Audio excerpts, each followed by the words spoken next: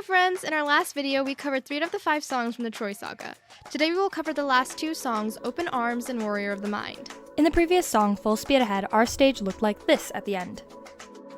From here we transition to Open Arms. Because there is an official script that describes what takes place between these 2 songs, for the sake of simplicity, let's say that there is a vamp or a reprise to fill the space as Odysseus and Polites make their way to the island. We start the song Open Arms on the Lotus Eater Island, and the set for this is pretty simple. We have 2 pairs of perioctoids on stage left and stage right, acting as our trees with shrubbery attached to them. And at downstage, similar to how the battlements were placed, there is additional shrubbery lining the edge of the pit. As the song progresses, we meet the Lotus Eaters, and to create an immersive experience, our actors will enter from the house and the stage's wings. If we look at the bird's eye view of our theater, we see the Lotus Eaters enter from house left and house right, piling into the space.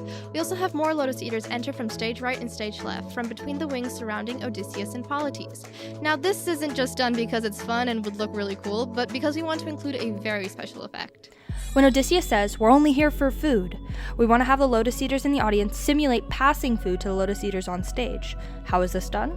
Well, through a little bit of magic and misdirection, each Lotus Eater will have a fruit, and will light up when it's passed to the next person, like turning on and off a flashlight, and another person picks up the pattern with their own flashlight. The tour will start on house left and end on house right. Now, how will it get on stage, you may ask? More misdirection and more magic. When the last person in the house has the fruit, they actually don't go anywhere. In reality, the Lotus Eaters on stage left will present the real lotus fruit to Odysseus and Polites at the line, "Here you go." Why did we include this definitely not set detail? You know, you're not really embracing this open arms concept, Pei. Hey! Anyway, the only other set change for Open Arms is when the Lotus Eaters say, "East, that way!"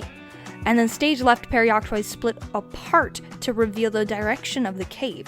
And then we move on to Warrior of the Mind. And as we hear Athena's first line, everything goes off stage the way they came on. One of the very few moments of the show where there is nothing on stage at all. Our run crew gets a 3-minute break. Yay!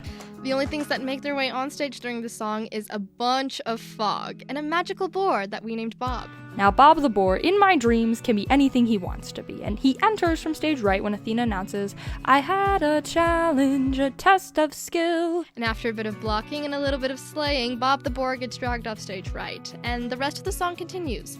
We will end Warrior of the Mind with Odysseus returning to the Lotus Eater Island, and everything from Open Arms returns on stage at the line, "Don't disappoint me."